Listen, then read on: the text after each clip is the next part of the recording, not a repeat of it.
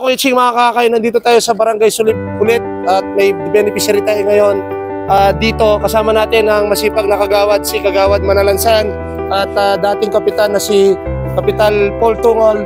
And syempre kasama ko ang SB member na masipag din, si Kambal Tolentino, nandito po. At ano pong pangalan ng beneficiary natin ngayon? Kapitan? Nelly Muyrong, sir. Na paano po siya? CBA patient po siya. CBA patient. So kailangan niya po yung wheelchair po. So nandito po kami ang akay ni Sol. May handog po tayong wheelchair sa kanya, bagong-bago. Kaya lang po, lubog po doon, no, Kapitan, no? So, i-award na lang po natin kina Kapitan at saka sa mga anak po ng ating beneficiary po, no? So, ano po masasabi niyo sa akay ni Sol? Thank you so much. Maraming salamat po. Malaking tulong po kay nanay. Opo. Konsyal, ito po, nag-request po sa wheelchair natin si SB member Kambal Tolentino. Konsyal, ano po masasabi natin sa akay ni Sol? Thank you, Consyal Bitog.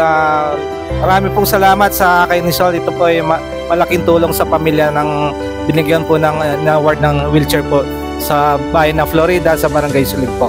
Maraming salamat po. Ayun po, eksakto po, Consyal, ayun na yung ulan.